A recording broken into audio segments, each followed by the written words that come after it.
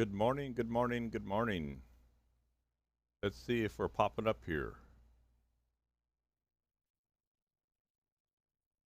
Hope everybody's having a good Saturday morning, safe and healthy. Getting all my little computer stuff set up over here and ready to roll. Waiting for my video feeds to show up. And there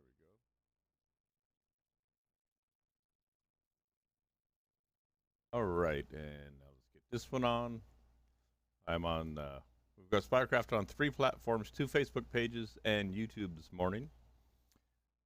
I hope everything is coming clear.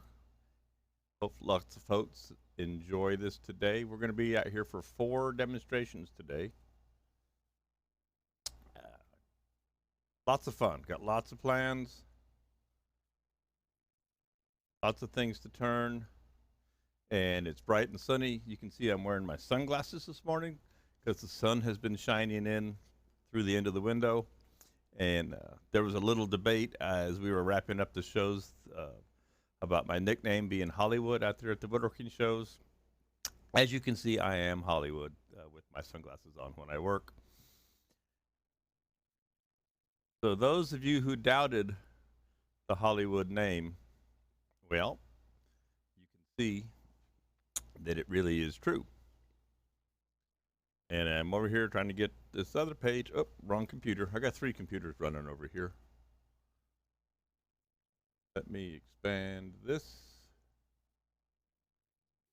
Checked up. Sure everything is working. Supposed to.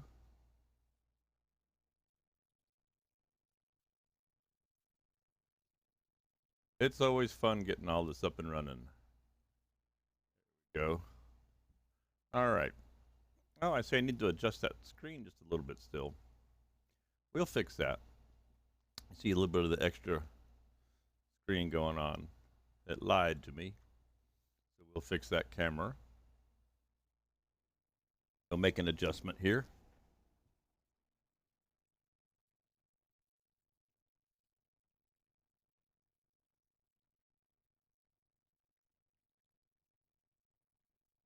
Go like that. I think I can just about take the glasses off here. Let's take a look at YouTube feed. Looks like it's going well. Jump over there so I can see the chats on YouTube. Because I'd like to answer questions. That's what it's all about out here. Being able to turn for you, keep up, cover your questions.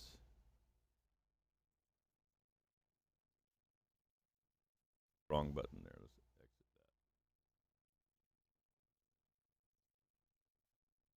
that. One day, I'll get a producer who will run all this for me. Until then, I actually enjoy the setup. Sometimes it takes me a little extra time, and that's okay. Just keeps it challenging. So we'll pop over here and say good morning into YouTube as we get it all set up, waiting for folks to come by. Don't want to put the cart in front of the mule.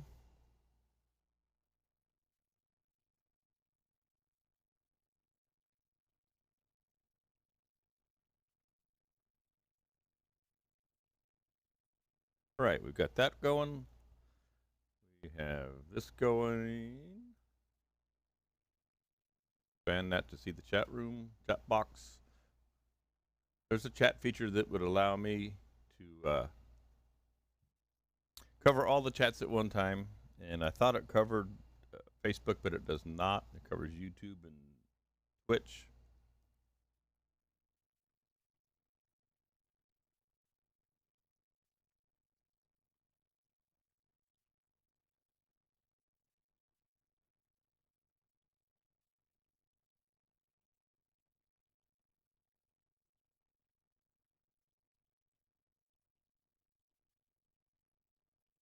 Let me know if the audio is working fine for you out there.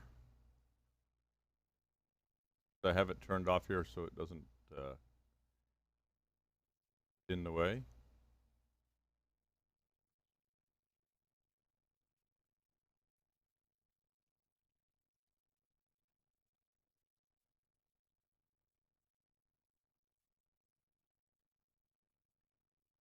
Okay.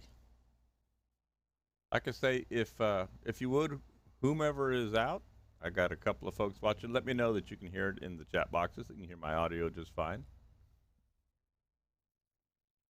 as we get everything set up. I'm looking forward to today. Looking forward to having a lot of fun.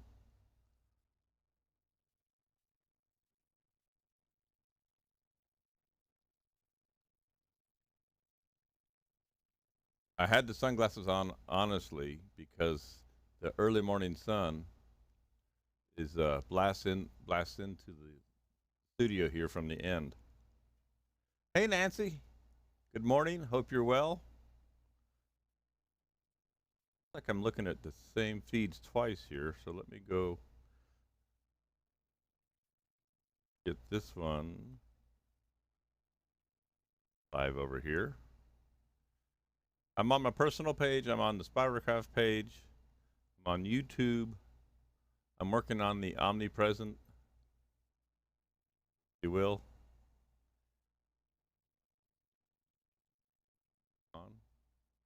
It's so much fun. I have a big giant monitor over here where I can see everything. All right. Sounds clear. Good. Thank you. Appreciate that.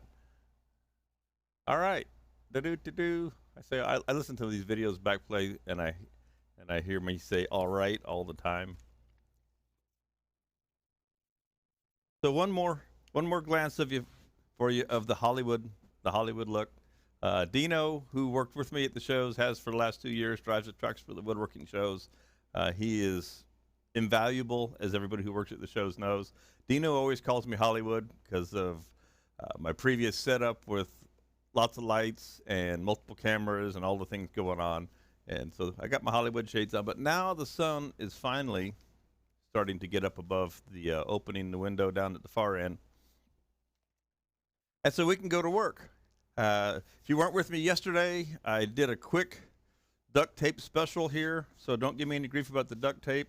But I now can control all my cameras right here while I'm working.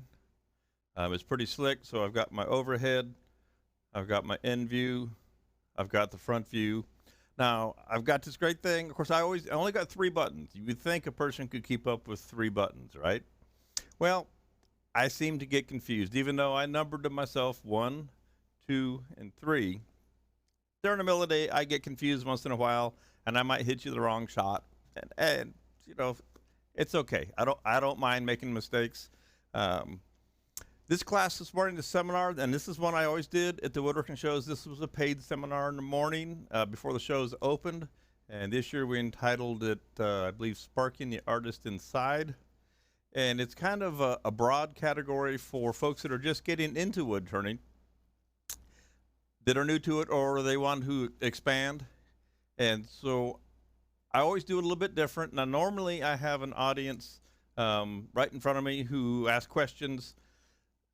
I got the questions over in the chat boxes, so I will jump over there from time to time and check on them. I know it's a little bit different format, but everything's a little bit different right now, unfortunately, for all of us out here.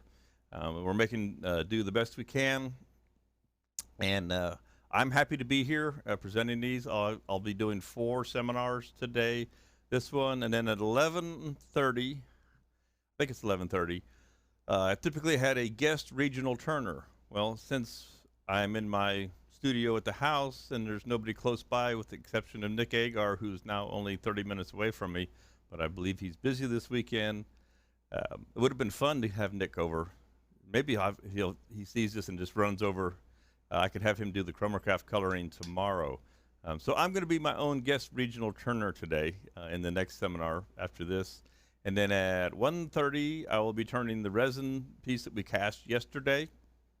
And then at 3 o'clock, I'll be doing a multi-tip tool, I believe it is. No, spindle. Working with the Sorby Spindle Master. Doing a little spindle turning. so that those of you who don't want to necessarily master all the spindle tools, spindle gouge, skew, everybody's favorite, um, we'll work with the Sorby Spindle Master and make some simple spindle profiles with just one simple tool. A pretty cool little tool I started using with Sorby this year. Sorby came on board as a sponsor with Spiracraft, and Spiracraft now carries the Sorby line of tools. I don't have them in the website yet. I do have a couple of hundred tools in a box that just arrived just in time for Columbus, just to stay packed up. But that's neither here nor there. Let's get started.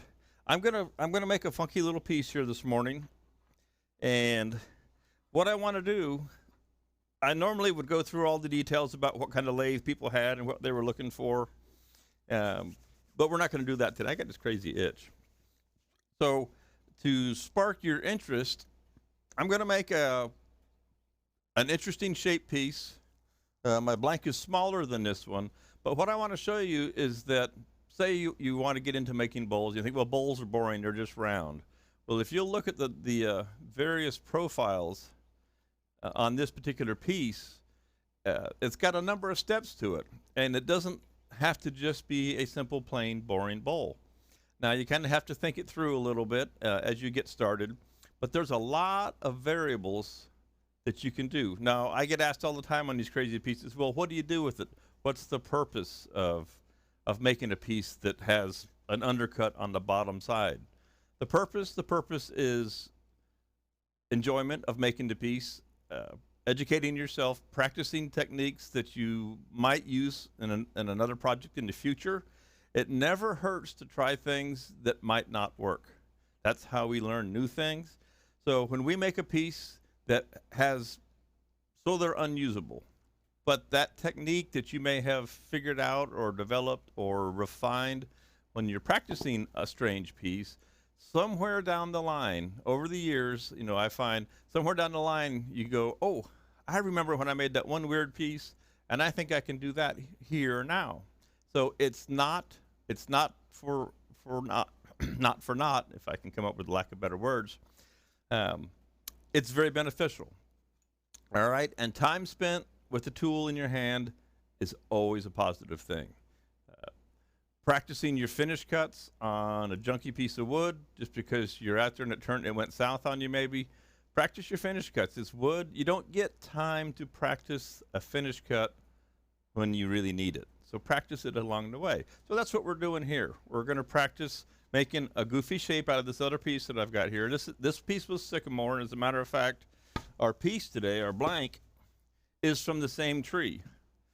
This one is kind of out of whack, and it's got a knot in it right here. Let me show you on overhead. So you see we've got a limb, kind of a limb hole area in here. The top is not flat, or the bottom, whichever it's going to end up being.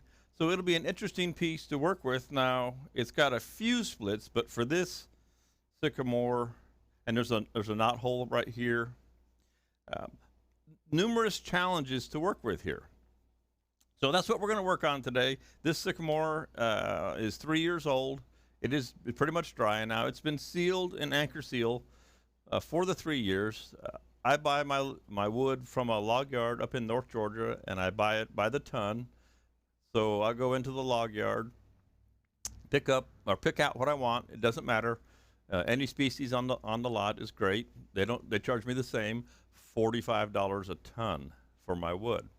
So I picked out a big spalted, or not spalted, but ambrosia. It's now spalted ambrosia sycamore that was 36 inches at the butt, and it was 18 inches at the top end, and it was 40 feet long.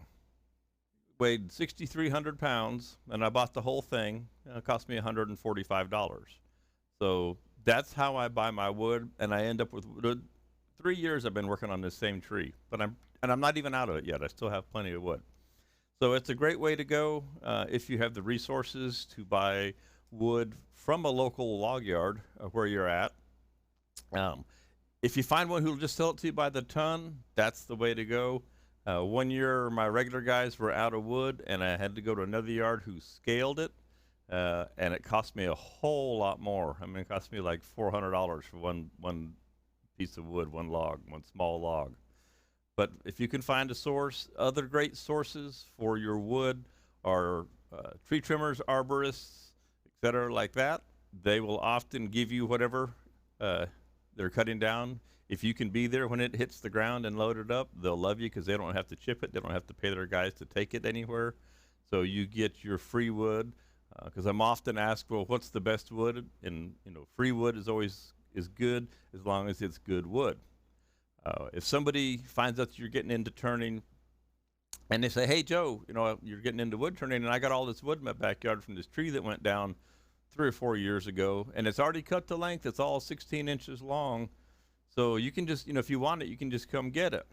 Well, this friend might be a good friend, but what you're actually doing is you're helping him clean up his backyard for free, because that log has been cut into 16-inch lengths. It's been out in the weather. It's been on the ground.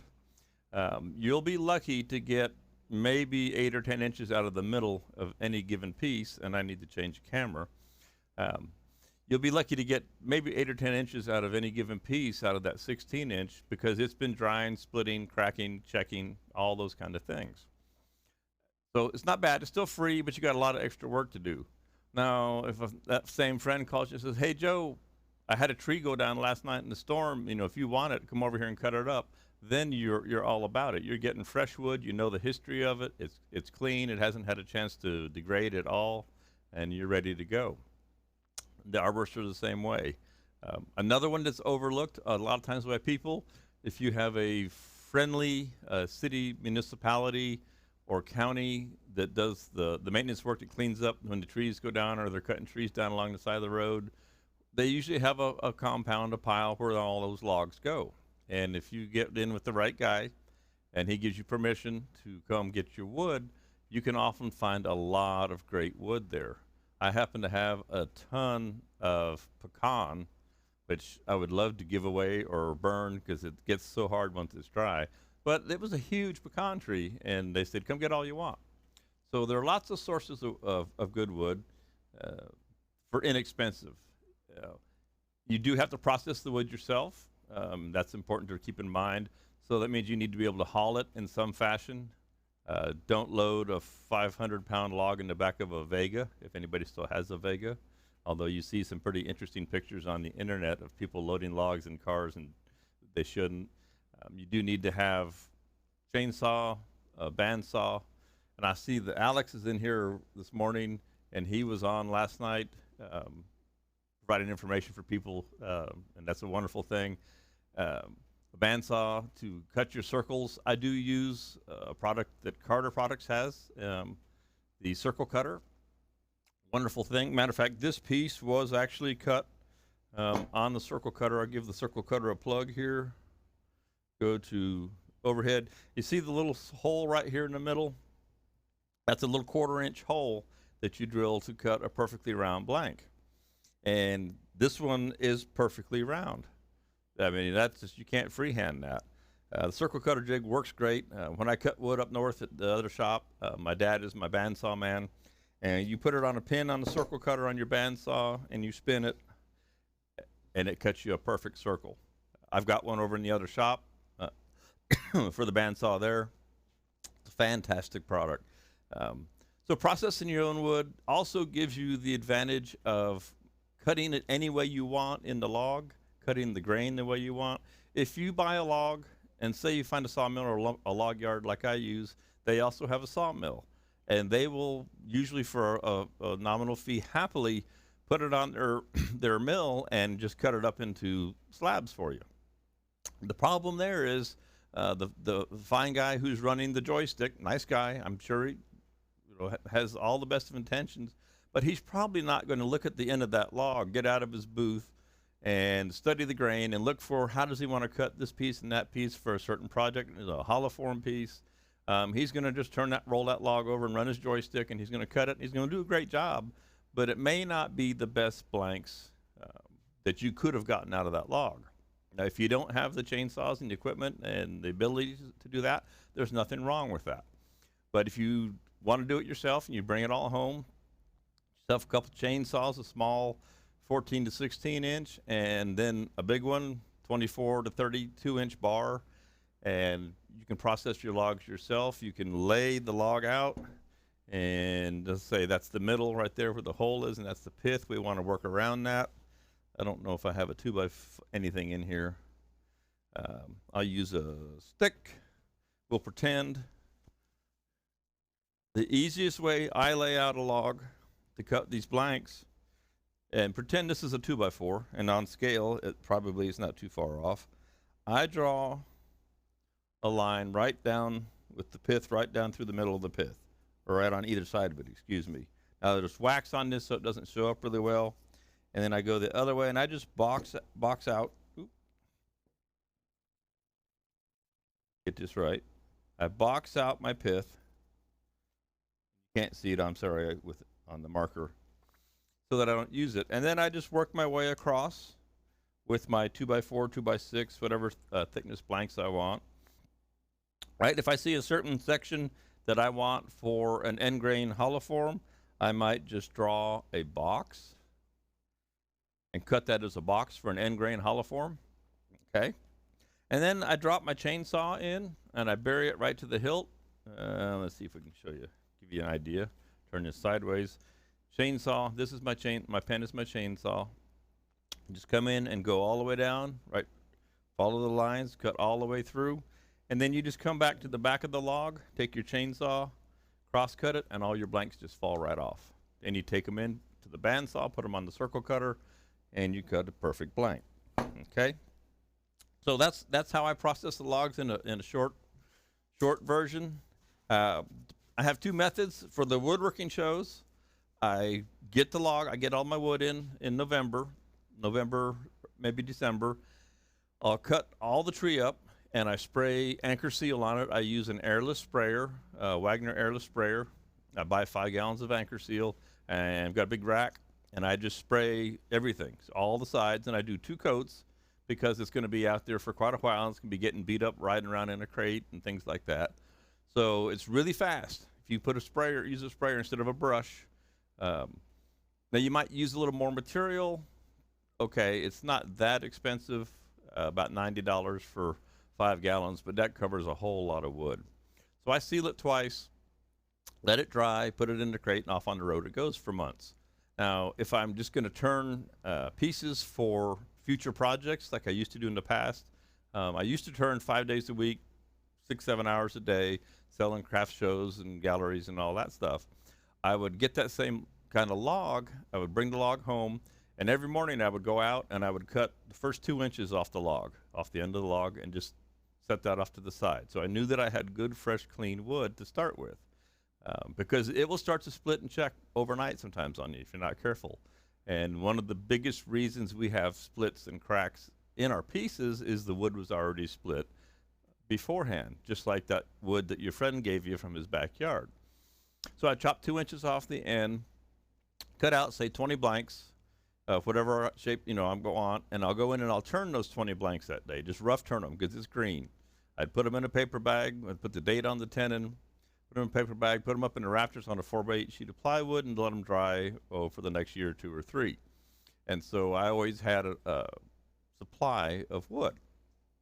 Now, it took me a couple of years to get ahead, but then I always had bowls, vases, vessels, hollow forms, platters that were rough turned and dry and ready to be finished. And I could pull stuff out and finish it up real quick, put it out on the market on the weekend. So that's how I do my wood, how I did my wood in the past. Now I have a slightly different project going on. I've embraced stabilizing wood and resin casting and doing hybrid wood turning. So all my wood that I didn't ever quite get to, I have a mountain of it out here in the yard that is intentionally rotting, essentially. And then I have a warehouse just for wood. Out where my other warehouses are, I've got warehouses for products and road stuff, and I have one just for wood. So once it gets rotten enough, then I go store it in the dry and let it start to dry, and then I stabilize it, and I end up with wonderful pieces like this that have rotted. And I'm going to change cameras on you here, and I'm on the end view. So this is a piece of maple, and the worms got to it and made it an interesting, funky piece of wood. Show you an overhead view of it. Now the pink you see in it is an experimental dye that I'm working with to dye in the stabilizing resin. It's some dye that I already had. It didn't work so great. But this is another aspect of turning, that if you end up with some junky wood, if your buddy gave you wood and it's been eaten by the bugs, it doesn't make it bad. It just means it needs a little extra loving care to get it where it needs to be. Now this piece, I don't know, I may leave it like this. I may go ahead and cast this, do a double cast and fill all these voids with resin, which I've got another one that's out in the truck. All the holes get filled, and you get a great, you can do, all these different colors to fill, and so there's no limit to what you can do. And with the title of this, Sparking the Artist Inside, don't think that a piece of wood that is looking junky is pure junk. I know there is a saying that life's too short to turn crappy wood, and that's true. But if you can turn crappy wood into really good wood with a little bit of a process here, a little bit of process there, and then you can really make some neat, interesting, artful pieces, okay? So never give up on it. Always have fun. One of the other things I talk about in this seminar before I get started turning, especially if you're new, if you're coming into this, there are a lot of wood turners in the country, and there are a lot of methodologies that are taught, and there's a lot of people who believe one is better than the other, and it's an interesting little hobby we have.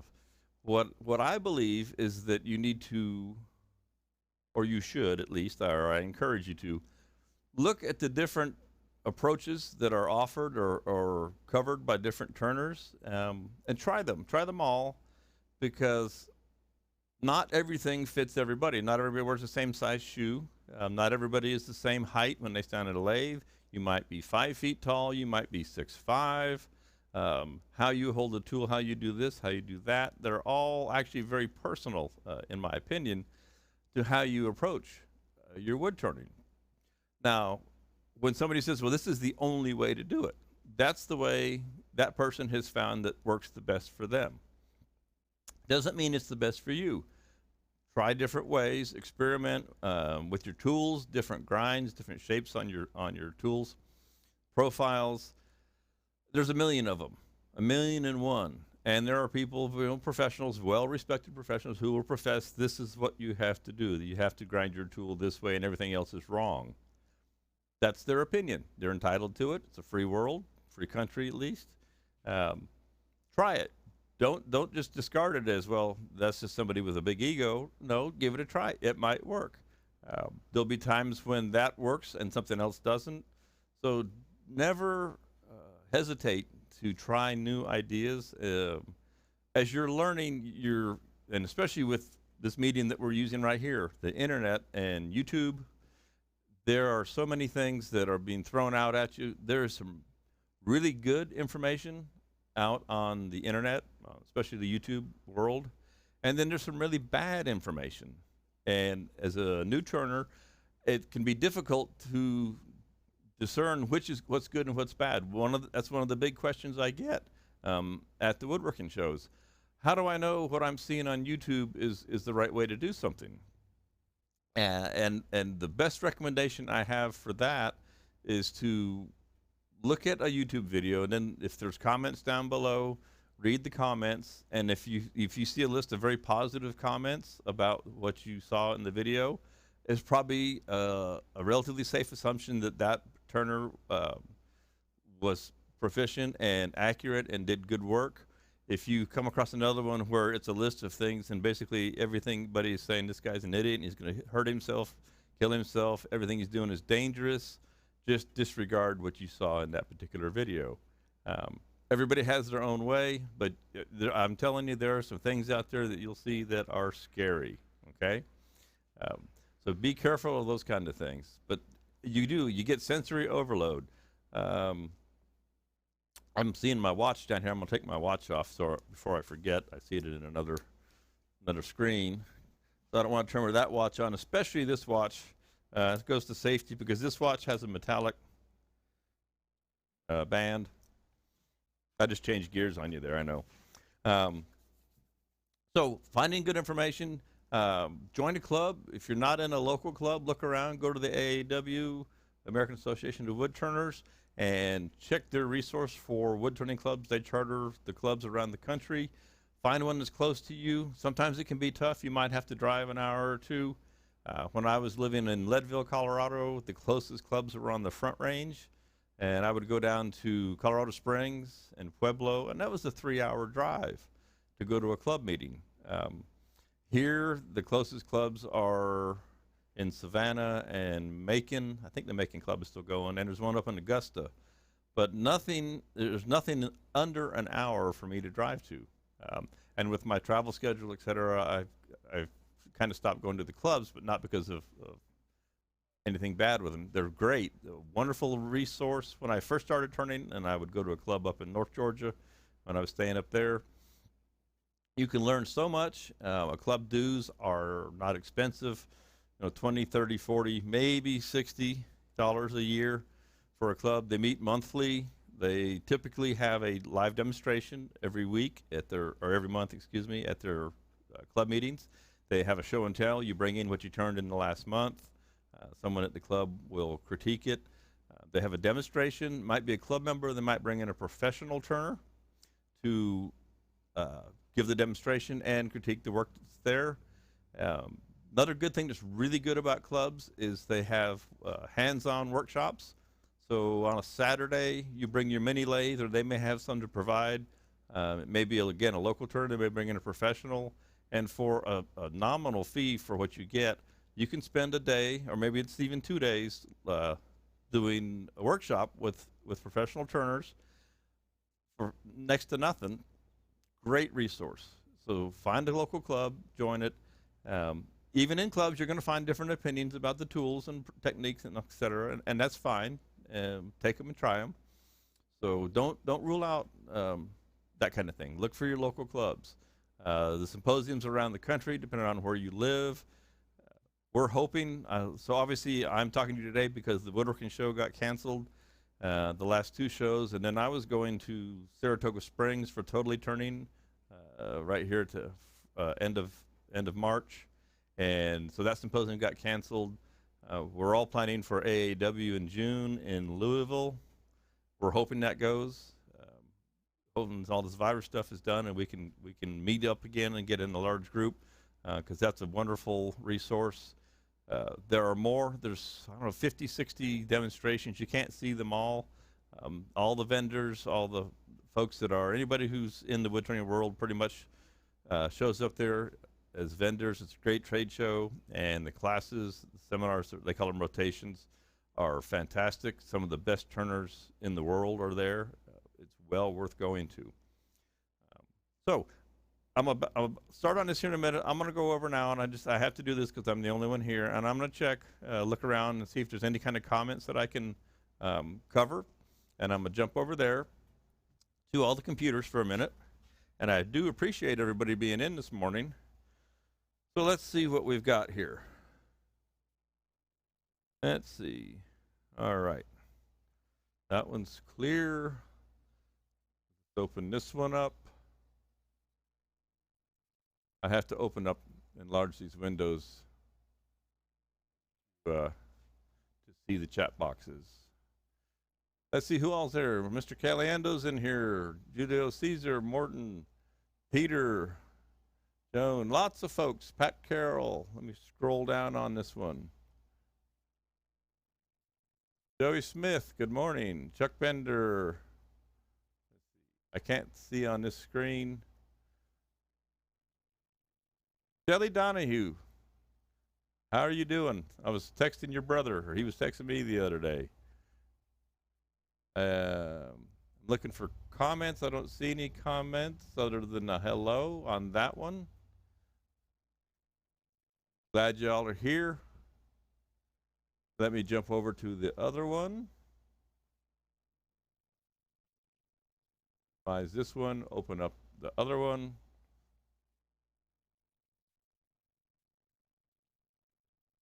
I need more giant monitors and more computers. Lorianne, you're on your way to Savannah. Be careful out there. I've heard Savannah is in lockdown. Jerry Meesmer's in here. You have 100 hummingbird houses. Jerry, you always have 100 hummingbird houses to do. You're the hummingbird king. I think I'm going to give you that name. All right. Everybody's looking good. Good deal. So I'm going to reduce this back and take a sip, and let's start making some chips. All right, I said I would be done by this one by 10:30, 10:02. I lied. I always run long. That's okay. So let's get this chuck out of here. We're going to mount this on a faceplate.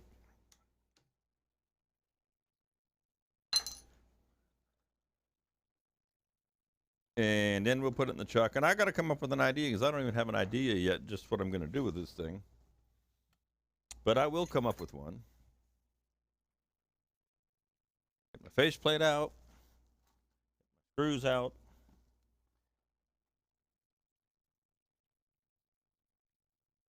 Now, I left my battery charger across the way, so I will sneak over here and get it out of the charger.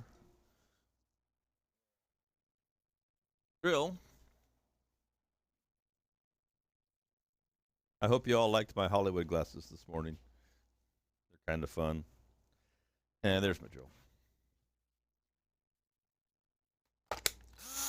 All right. So, this guy's a little crooked. We'll make that part of it. Now, I have Carter center finder. I don't know if I have it here with or not. Everything is still turned upside down from being out on the road. I'm trying to know where things are, but it's kind of a reach at this point. In the there we go. So in the center hole with the center finder from Carter Products,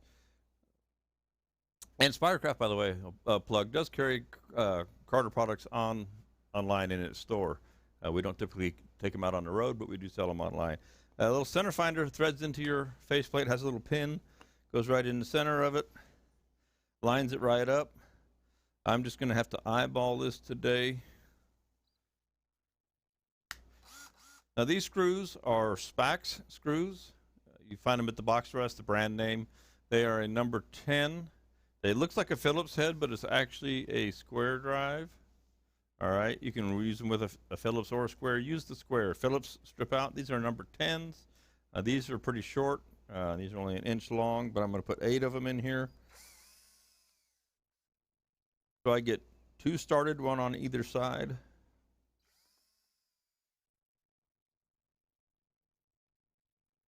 All right, and we'll go run around on this real quick.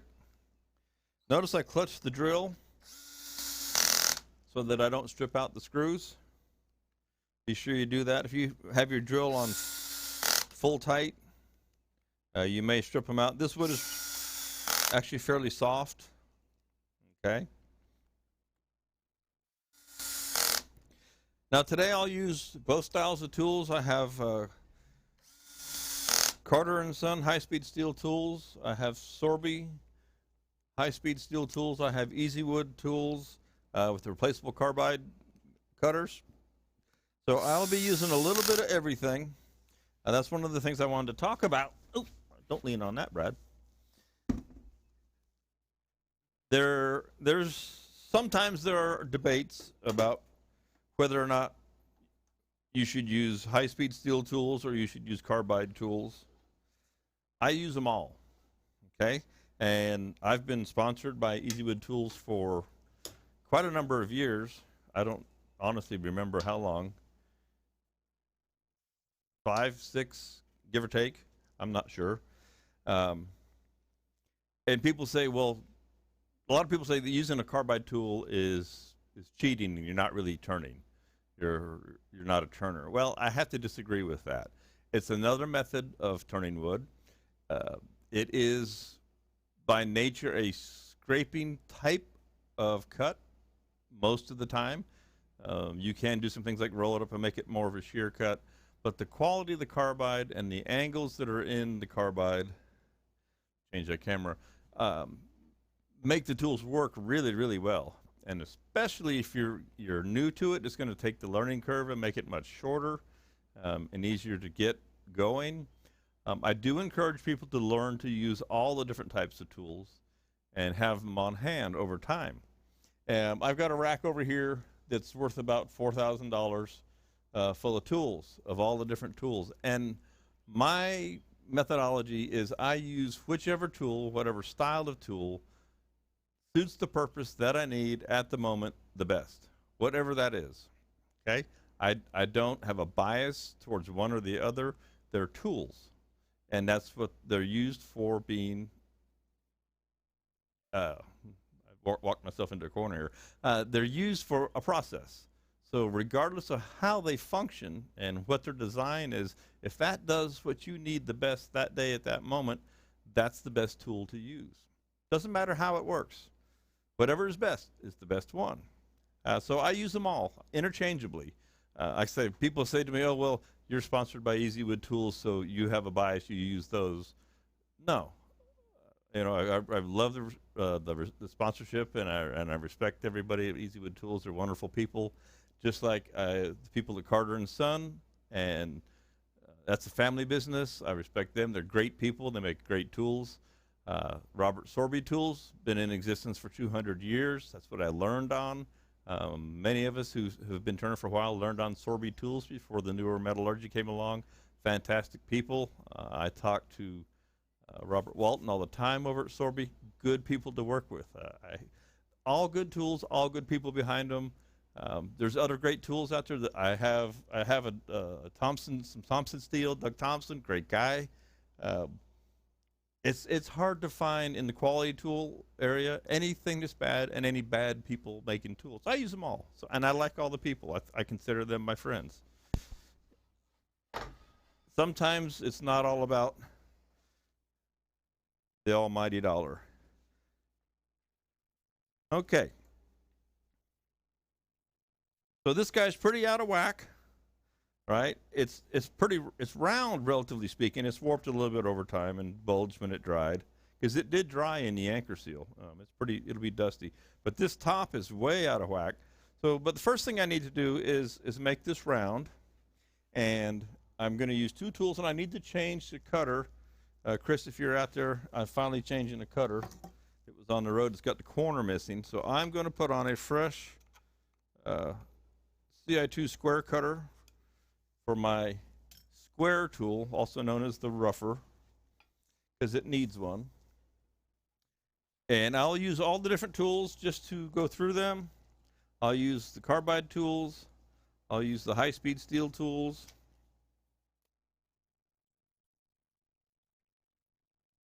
I'll use all the different tools. Now, luckily, there's no sawdust on the floor yet this morning, so hopefully I won't lose any pieces and parts.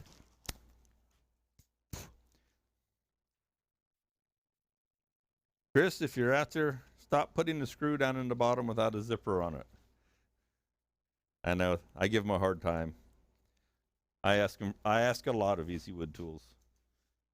They just humor me and say, okay, Bradley, sure thing. But this cutter, carbide, is brittle, very sharp, stays sharp for a very long time. If you drop it or if it gets hit, it will chip or break. My tools I carry in a toolbox, unfortunately, I treat them very harshly on the road. It's just kind of the nature. And this one has had the corner chipped off it. But that tool hasn't had its cutter changed in all the months I was on the road. 2.5 months with that same cutter. I did rotate it, but I did not change it. Now, when I put a cutter on with Easy Wood Tools, since all four sides and the square one are usable, I start with the laser engraved logo out front so that I know that when I turn it and I have the model number out front, then it's been turned once and it's ready to be, if that's dull, it's ready to be replaced. Always use the short handle on your Allen wrench. Don't use the long one. There's too much leverage. Your tool will get, your cutter can be on there too tight. Okay? So, we've got our choice of tool. We need to find a speed here. Yeah. So, don't drop the brand new cutter tool on the floor. Luckily, this is a wood floor, and so no harm will have been done. Maybe I should put it on this rack full of tools over here. So we need to find a speed. I'm going to start this off all the way down to 0, because there's a formula for how fast you can turn a piece. The formula works great if your piece is perfectly round, perfectly balanced, etc. When you have a piece that is not perfect in any way, then go ahead and make a combination. Start at 0.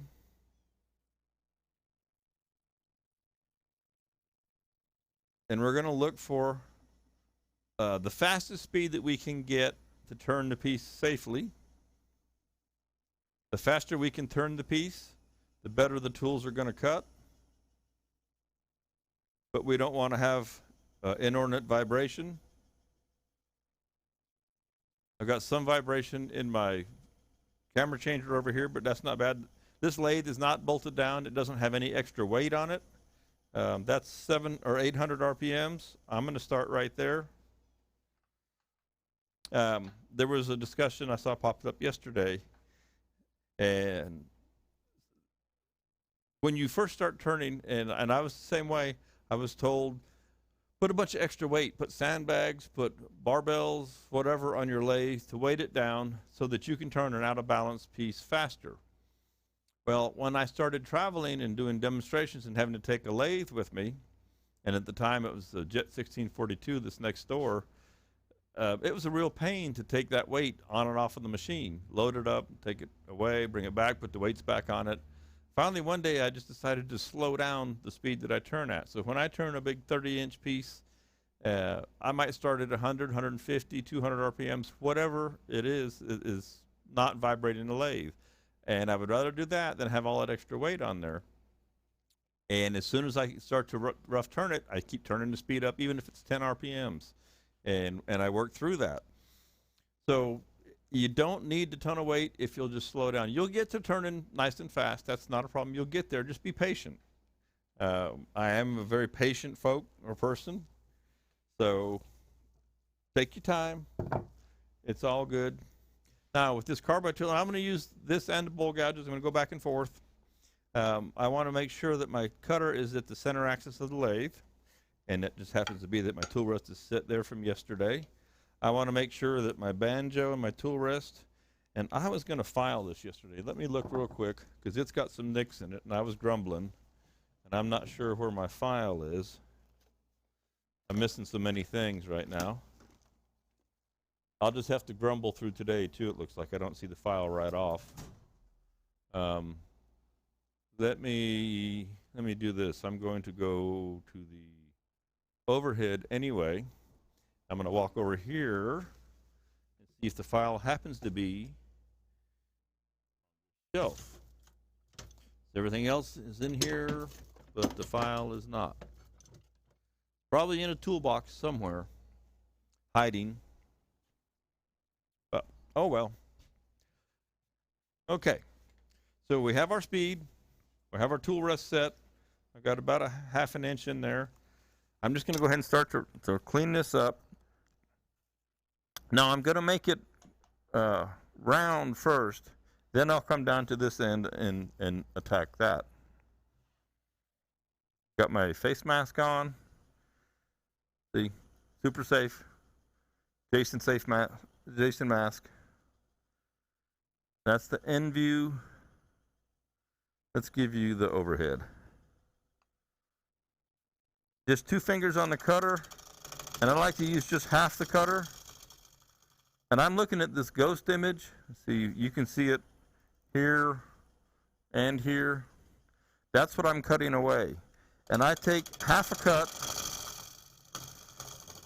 cutter's cut. I'd rather take twice as many cuts, nice and light.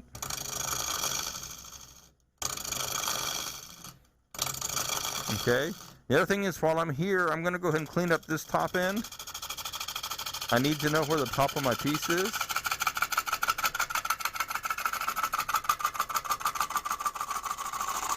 Doesn't have to be perfect, just close.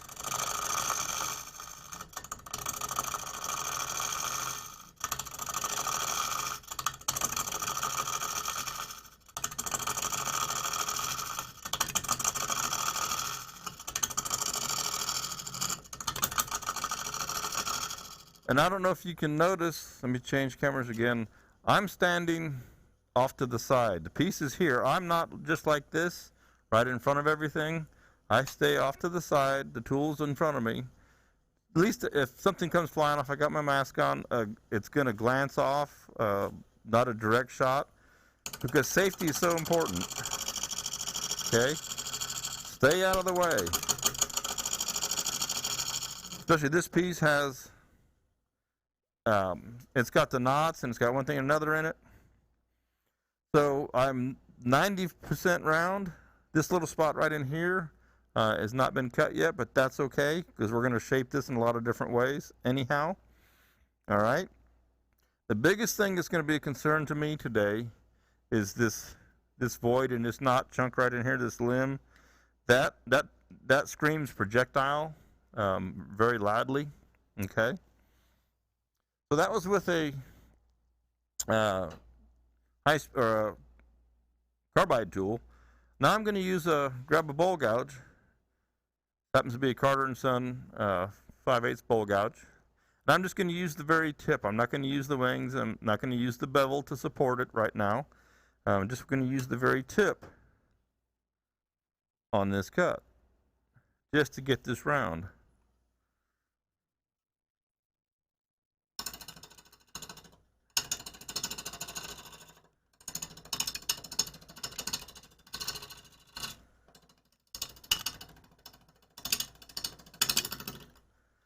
Doesn't really matter which styles of tools you have, you can get to the same place. Okay. Now this area out here is a whole different animal, and we'll talk about that in a minute.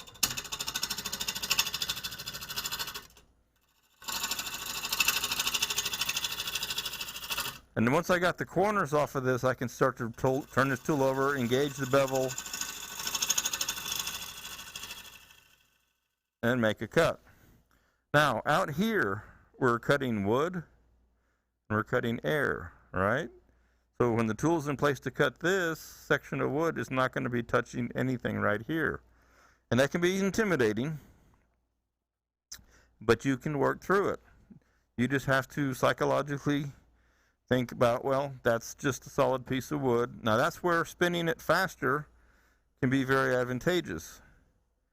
And so I'm going to grab a little more RPMs, because I'm not vibrating now, and I'm going to take this up to about 1,000.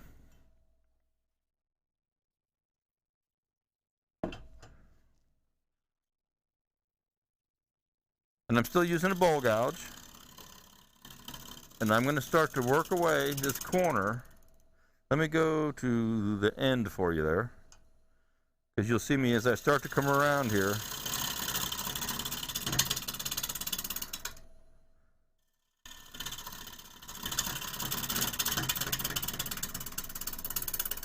Again, notice I'm standing over here. I'm standing back to this end, and here's where I'm working out here. So anything that's going on is going on out there. Keeps me out of harm's way.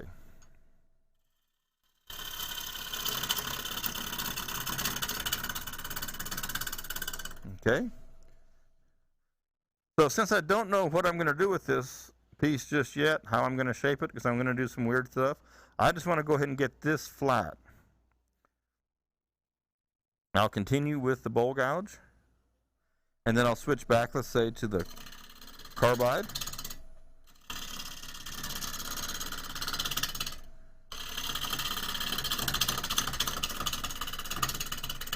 So yeah, it's bumpy, but notice Let me just get here. I've just got 3 fingers laying on top of the tool. I'm not gripping the tool. I'm not holding the tool like this as I cut. I just have my fingers laying on it. They're just holding the tool down on the tool rest. The tool rest is doing the work.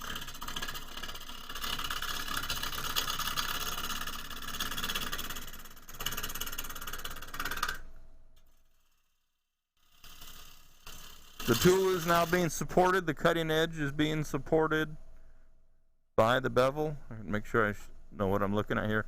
So the bevel is supporting the cut now.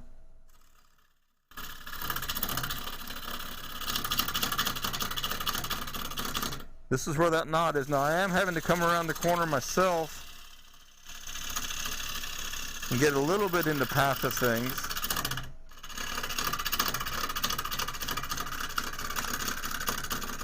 And so listening, that's an important part. I'm going to stop right here. Listening when you're turning is so important. So if you have music playing, if you have headphones on, if you have ear protection, I understand protecting your hearing is important. But I could hear that I was starting to cut this section right here. And I could hear that. Now, if I didn't have all my hearing open, if I had a protection and stopping my hearing, I might not hear that. So that gave me that instant clue, audible clue, that I was in an area now that I needed to be aware of and pay extra special attention to make sure that I didn't get in the way or know that something could come loose at any time now. So awareness is so important when we're turning. I can't stress that enough. A little teeny crack, a little teeny pop, any change in the sound of pieces is really important. All right, let's go back in here on this guy. Tell you what, I'll switch tools. I've been on the bowl gouge. Like I said, I'll move it back and forth around. I'm actually going to go to a round cutter now in the carbides. And what this allows me to do, again with the safety issue, tool rest is just about right. So here's an interesting concept. Let me change back to here. If I had my bowl gouge, when I had my bowl gouge, I really needed to pretty much stand right here, right in the area of this work where this piece is. Now that I've changed tools to the carbide cutter, I can stand over here. I can use this round cutter because it'll cut on any angle. I can stand out of the line of flying debris if something were to come off of this. So from a safety standpoint, I'm smarter to use this tool. Okay, let's go back to the end there. Oh, I do need to move my tool rest in a little bit closer.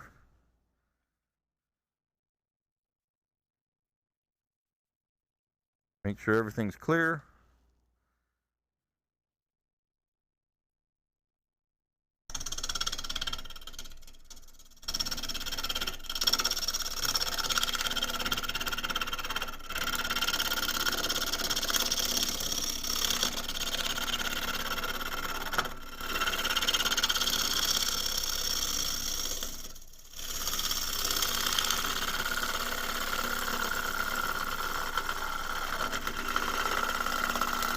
So you can hear that knot being hit, that limb.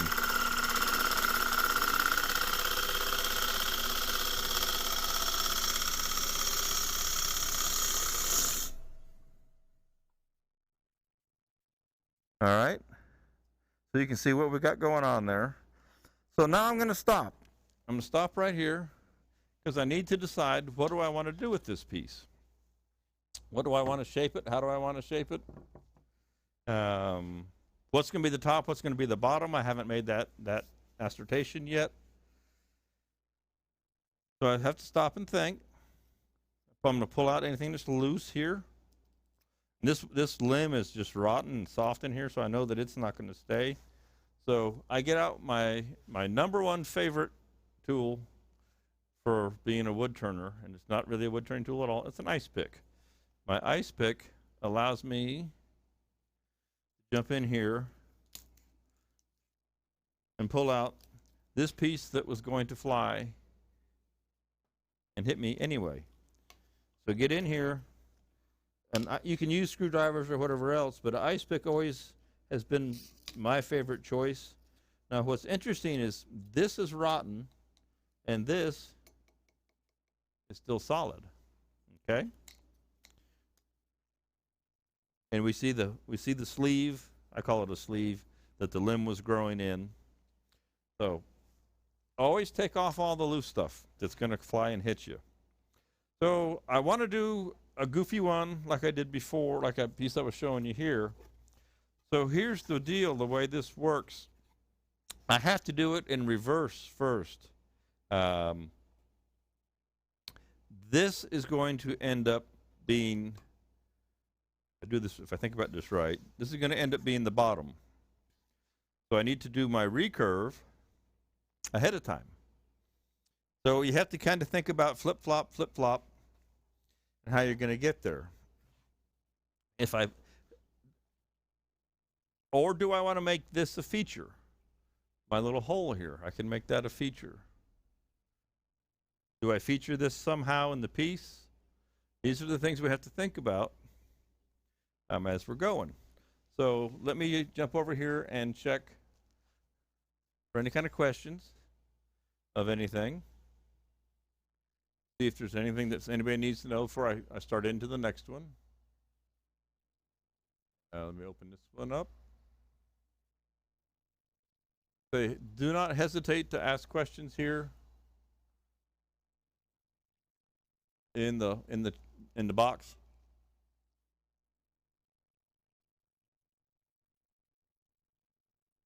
Oh, I see my wife is watching from the house. Good morning, dear. Let's see. My dad's here, but I don't see any questions. Okay. Then we will go back to work. Reduce this down. I know y'all are just shy. Interesting looking at Facebook. I'm on 2 different pages and they're running at 2 different speeds. That's kind of crazy. Let me open this one up real quick.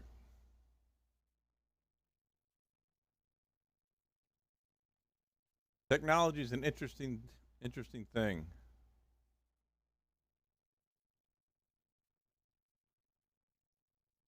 This was live 19 minutes ago. Huh, crazy. Well, I hope it's all going in the right places. So, as I think about this now, I'm going to rethink again, because you only get to do it once. You can't go back and do it over.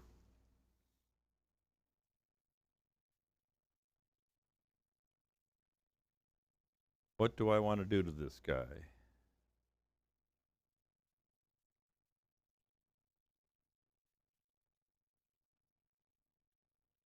This will be... I have to stop and think hard on this one. I haven't done one of these in a while. I think I want this to be the top. I got an idea here.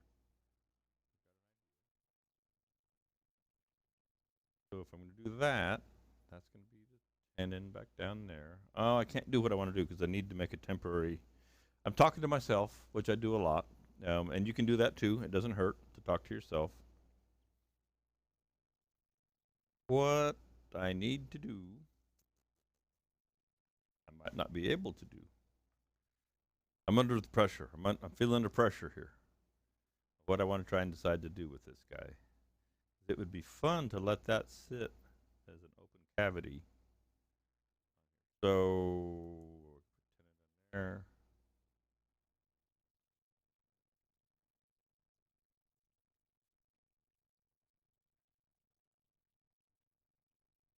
That's how it would be sitting. I need to turn it around to do what I'm thinking.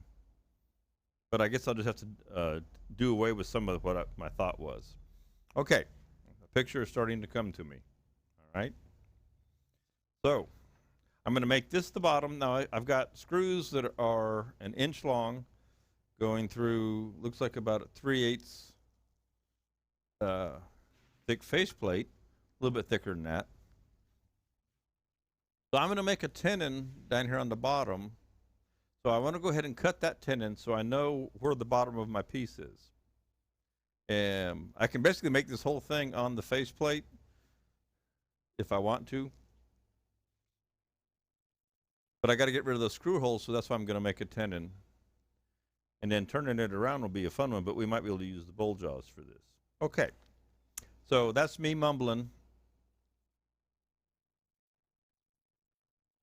I'm just double thinking. Like I say, I don't get to do it twice for what happens here. Don't get to do it twice. All right, going in.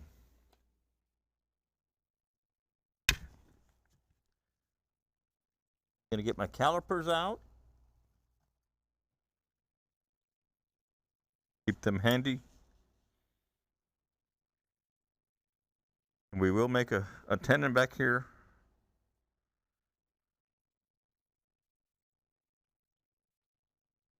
So that I can get rid of the screw holes. Now it's interesting, I've picked up a vibration.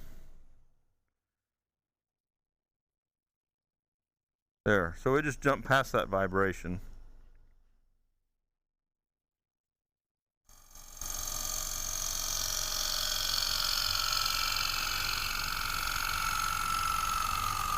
But I'm going to clean this up right up to the faceplate. Let's see, what are we on here? Let's go overhead.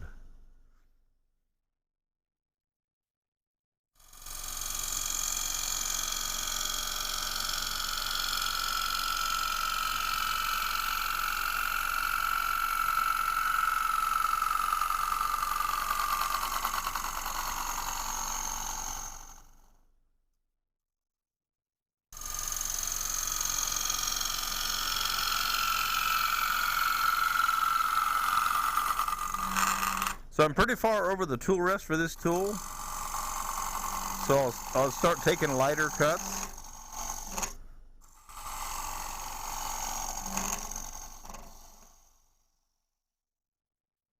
Okay, so there's the length of my tenon.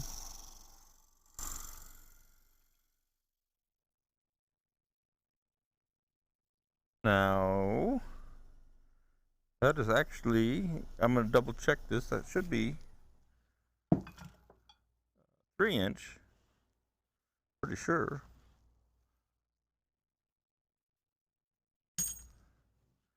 That'd be fine.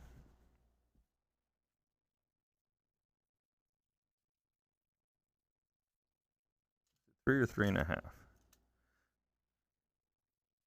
That's 3 3/4. Okay, so that's all good. I can work with that. We'll just use a bigger tenon. All right, now for the fun part. Let's start to make an interesting shape that's not a bowl. All right? Stick with me on this. I'm going to go ahead and go back to a bowl gouge. Just because, like I said, I want to change this up for you.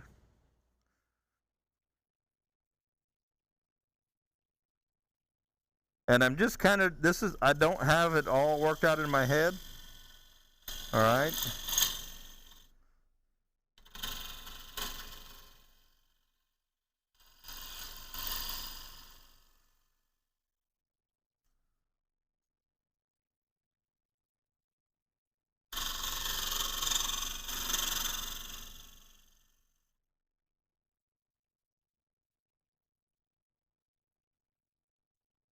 He's thinking in his brain. He says, okay. We're going to take away material right through here.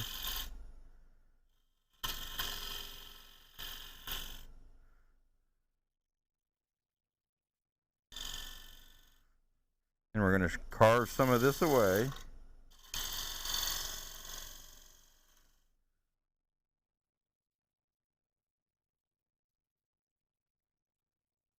Got you on the overhead? Yeah.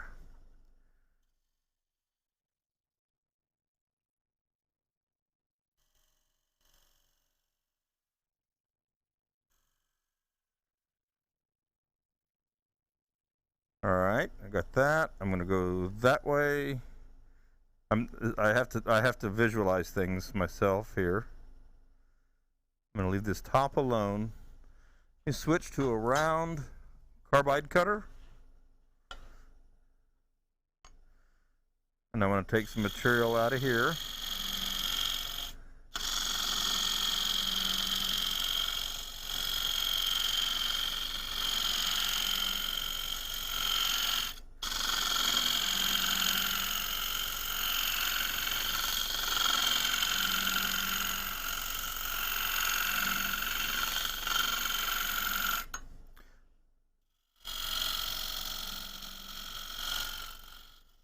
So this is one of those projects or processes of making a shape for the sake of making a shape. It may not even be pretty when it's done.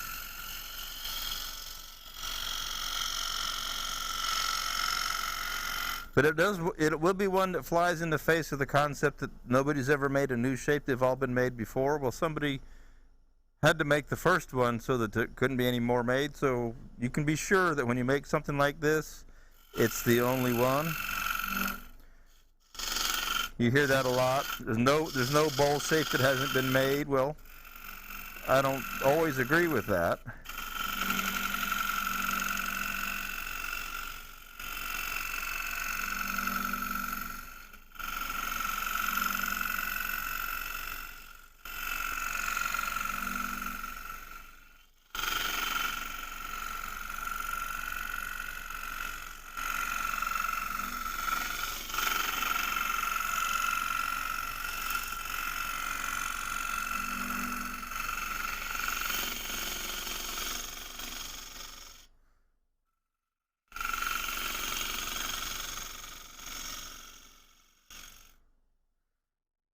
Now the question is, do I want to make this smaller than the top one? Do I want to leave them the same?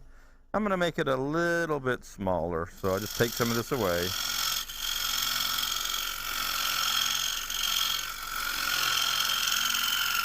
Nobody knows how big it was when you started.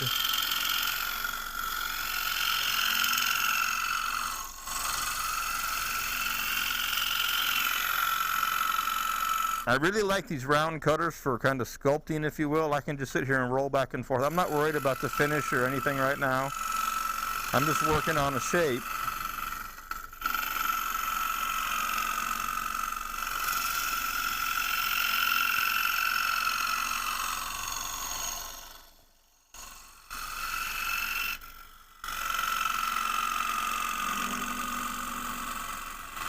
And I love curves.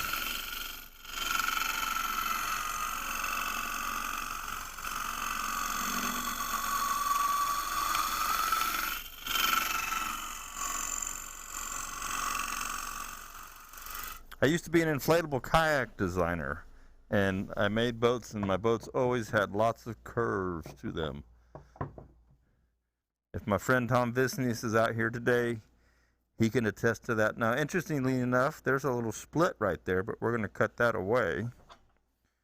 Okay, so next tool I'm coming in here with is an EasyWood tool. This is a number 2 mid-size hollower. Now I'm going to come in and work 3. I'm going to work and cut. I'm going to recurve this area right in here. Okay. Need to back up my tool rest. How's my time doing? 10:40. I think I'm 9:30 to 9 to 10:30. Oh, so I'm already over time. Oh well. Imagine that.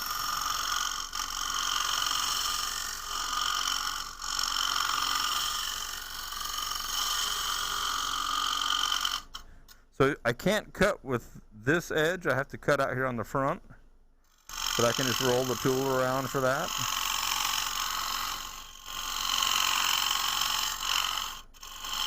When I need more room.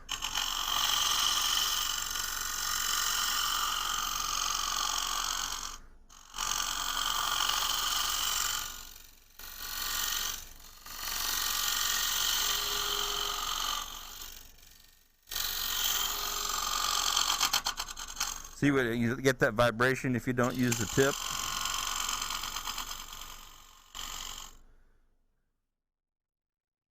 Okay, and one more thing I just realized I need to do. I need to change this bottom profile because my screws are 1 inch long. So double check this. I don't want screw holes in the bottom. Okay, so I'm actually real close. I take that back. I think I should be fine. All right. So back to my hollowing real quick here.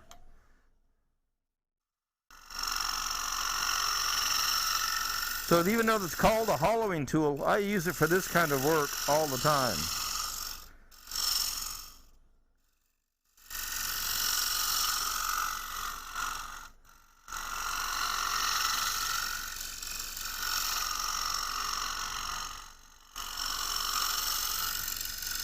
And can you hear that high pitch there? So that tells me my wall thickness is, you know, maybe 1/4 of an inch or less without even having to look.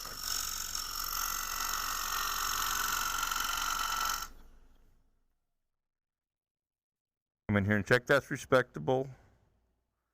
Okay.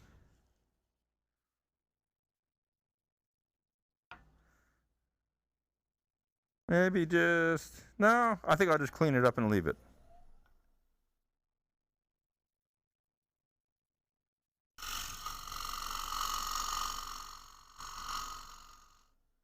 Okay. Now, some work needs to come out of the middle. Take some material out of the middle here. So I'll go back to, and this is where these carbide tools excel. It's much easier to get in here with a carbide tool than it is with a bowl gouge. Love my bowl gouge, don't get me wrong. But when it comes to weird shapes,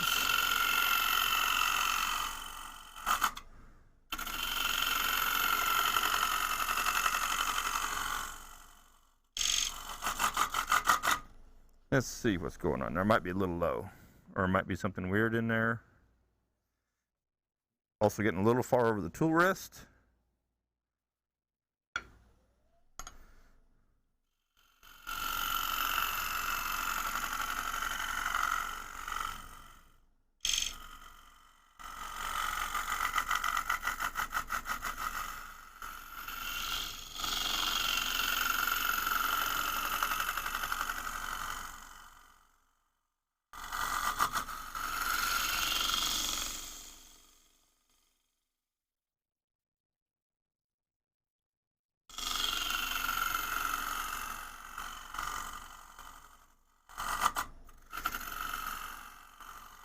So I hope this encourages you to try some different shapes and spark that inner artist in you.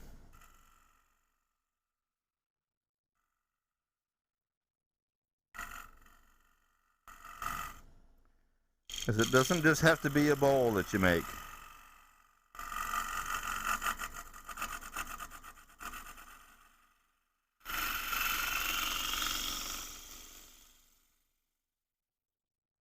I want to get further in there. I'm going to try something here.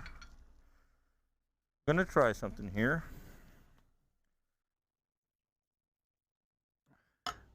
Not sure if I'm getting vibration there on that shaft. So I switch over to a larger cutter. There we go. I just needed a little bit heavier shaft.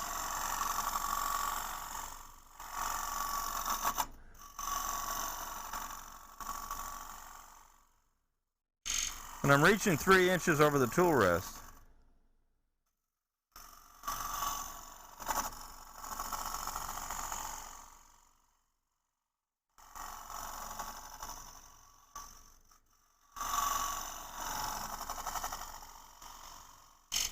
Okay, let's stop and think about the very top now.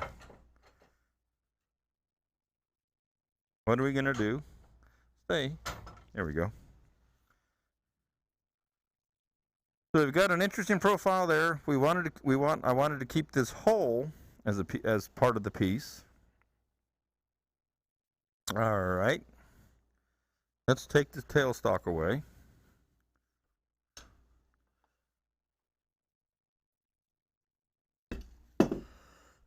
Excuse me.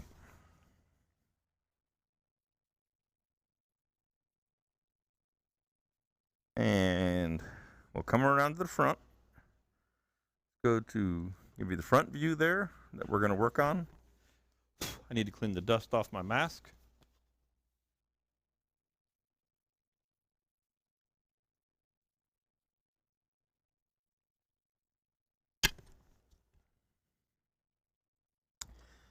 And go back to use a round tool here.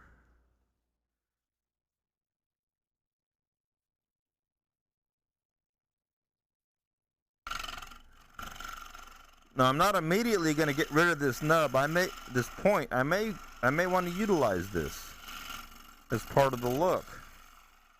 I just want to clean it up, and I may take it away. Not sure yet, because that's kind of interesting to leave that there and have the hole sit in there. All right.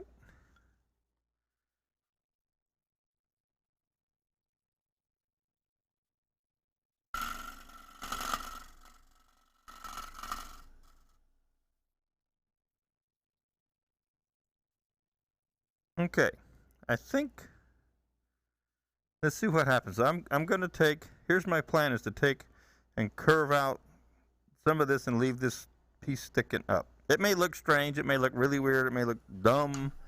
Wouldn't be the first one, but then again, it might be really cool. We'll see what happens here. Make sure, so I made that cut to right here, right up against the edge of the hole, and we want to leave all that intact. Okay.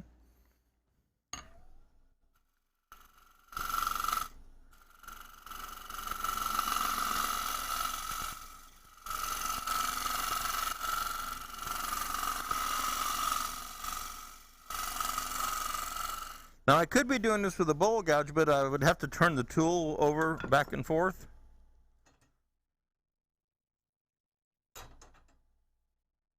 Where's the one I was thinking of?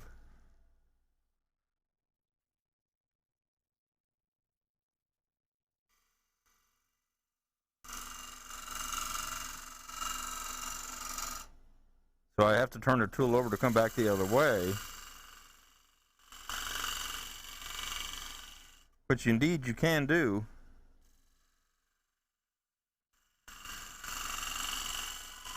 So, see, it's important to remember that you can do these types of work to a degree with any of these tools.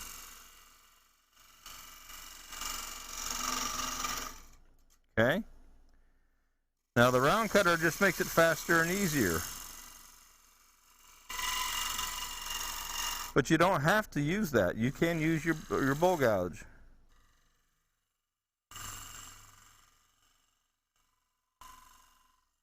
Sure, my hand's not in the way. Okay. Okay, so either way, but the round cutter does make it much easier to do.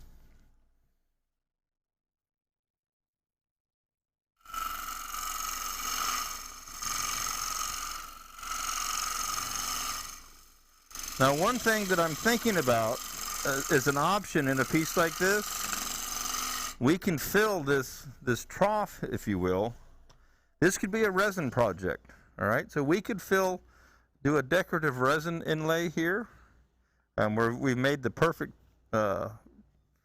scenario for making, I call them a moat, and we could fill this moat with resin and have another feature to the piece.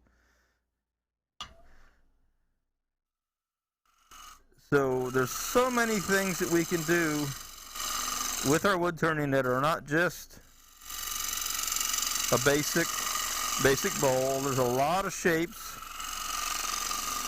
and if nothing else, you've worked out how to make a lot of different shapes. Now there is a split in here, right in this area that I'm turning, so I want to be careful.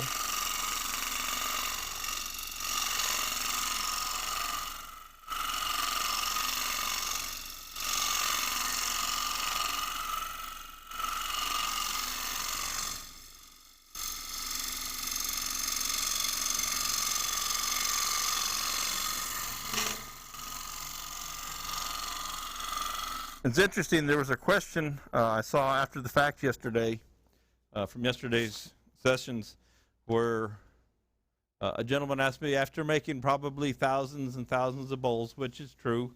I used to run between 900 and 1,200 pieces a year that I would turn.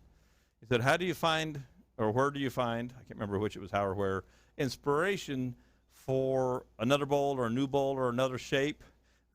These kind of projects, this kind of work is where I find the inspiration, or the inspiration I have goes to for new shapes that aren't the same thing I've made 1,000 times over and over and over. All right. So I think I'm kind of out of time on this one because I should be starting another one here at 11. So I'm going to take a break. I take a break for about a half an hour, maybe 45 minutes, depending on everything. And then I am coming back as the guest regional turner. I don't know. I may start this, or I may start or finish this. I may start something else. I'm going to think about it during the little break here.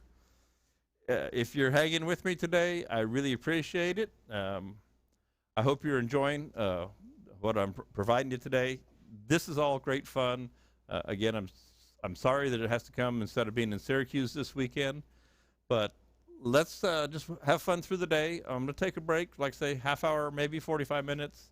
So it'll be 11:30, 11:45 maybe.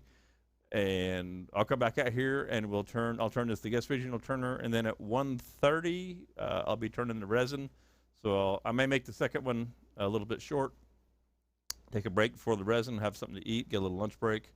If you have any questions that you didn't pop into the chat boxes, feel free to email me. info@spiracraft.com is perfectly fine one to get.